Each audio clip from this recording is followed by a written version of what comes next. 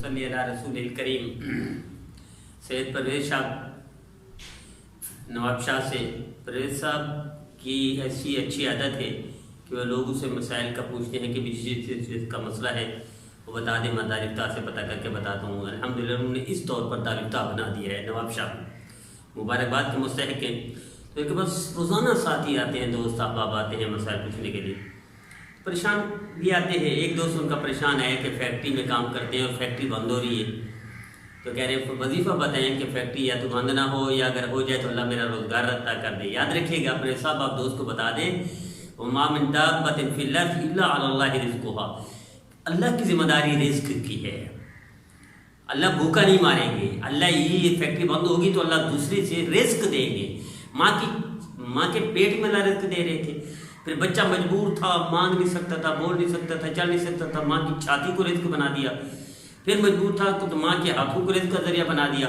جب اللہ جانور کو، کتے کو، بلے کو، مودی کو بھوکا نہیں مارتے تو مسلمان کو کہاں بھوکا ماریں گے؟ لیکن اگر آپ دو وظیفے کر لیں اس نیت سے کہ رزق حاصل ہو، کثرت سے آپ کریں صدقہ، روزانہ 1 روپیہ روزانہ دیں یا آدھا روپیہ روزانہ دیں، لیکن روزانہ دیں صدقہ ایک، اسی نیت سے۔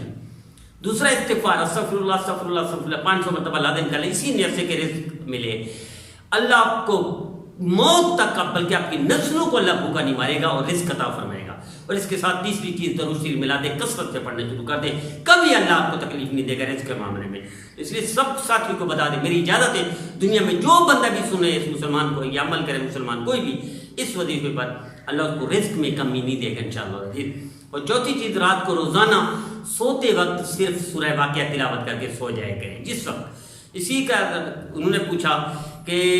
کسی نے پوچھا قبرستان جانے سے قبر والوں کو عذاب ہوتا ہے؟ کوئی قبر والوں کو عذاب نہیں ہوتا، بلکہ قبر والوں کو فائدہ ہوتا ہے۔ اور بعد اوقات امام غزالی رحمۃ اللہ لکھتے ہیں کسی ایک عمل کرنے کی وجہ سے اللہ پورے قبرستان کو معاف کر دیتے ہیں، بخشش کا پروانہ عطا فرماتے ہیں، عذاب نہیں بلکہ بخشش ملتی ہے ان کو۔ اسی طرح پرویز صاحب سے کسی بہن نے پوچھا کہ سنا ہے کہ بعض عورتیں بال چونٹی بنا لیتی ہیں، کھڑا کر دیتی ہیں، جیسے کسی عورتوں نے کہا بوڑھی عورتوں نے اس سے نماز نہیں ہوتی، روزہ نہیں ہوتا، وضو نہیں ہوتا ہے، نہ وضو ٹوٹتا ہے نہ نماز میں فرق پڑتا ہے نہ روزہ ٹوٹتا ہے اس سے۔ لیکن یہ اچھا نہیں ہے، اچھا ایسے ہے جیسے ہماری بہنیں نیچے بال کر لیتی ہیں، ایک کھڑا کر دینا، اس کو باندھ لینا، یہ منع ہے، ممنوع ہے، لیکن اس کا یہ مطلب نہیں کہ نماز نہیں ہوتی، روزہ نہیں ہوتا، وضو ٹوٹ جاتا ہے، یہ فرق نہیں پڑتا اس سے۔ اسی طرح کہ پرویز صاحب سے کسی ساتھی نے پوچھا، سنا ہے دماغ کی نس پھٹ جانے سے بندہ مر جائے تو شہید ہوتا ہے؟ مسلمان اس شہادت تو نہیں ہے، لیکن مسلمان، ہر مسلمان اس کی موت کسی نہ کسی کیٹیگری میں شہادت میں ملتی ہے، اس کو اجر اللہ نے دینا ہے نا۔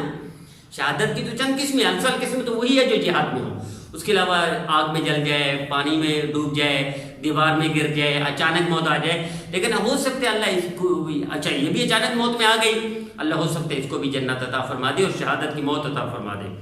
اسی طرح انہوں نے پوچھا کہ خواب میں دیکھنا چاہتے ہیں مرنے والوں کو، بہت عرصہ ہوگا پیارے بھائی فوت ہو گئے، اب خواب میں اگر آپ روزانہ، امام غزالی رحمۃ اللہ لکھتے ہیں،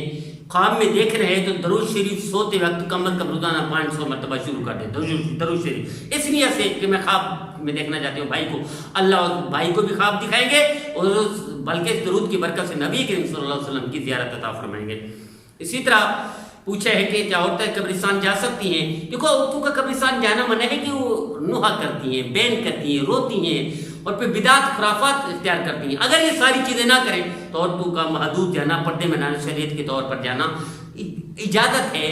یعنی اصال صاحب کے لیے جا سکتی ہے، لیکن نہ جانا بہتر ہے کہ عورتوں کی وجہ سے وہاں فساد ہوتا ہے اور بیوقوف لوگ گھوم رہے ہوتے ہیں، فائدہ اٹھاتے ہیں۔ اسی طرح انہوں نے پوچھا قبرستان میں قرآن پاک لے جائیں اور وہاں چاروں طرف بیٹھ کر قرآن پاک پڑھیں، بغیر قرآن پاک کے چلے جائیں اور اس میں 3 دفعہ قل ہو اللہ احد، 1 دفعہ فاتحہ پڑھ لیں، استغفار پڑھ لیں، درود شریف پڑھ لیں، اس کے اصال ثواب کر دیں۔ قرآن پاک گھر میں رکھیں، گھر میں بیٹھ کر اصال ثواب کریں گے تو بھی قبر والے کو مل جائے گا۔ اللہ ہم سب کو نبی کریم صلی اللہ علیہ وسلم کی سنت پر عمل کرنے کی توفیق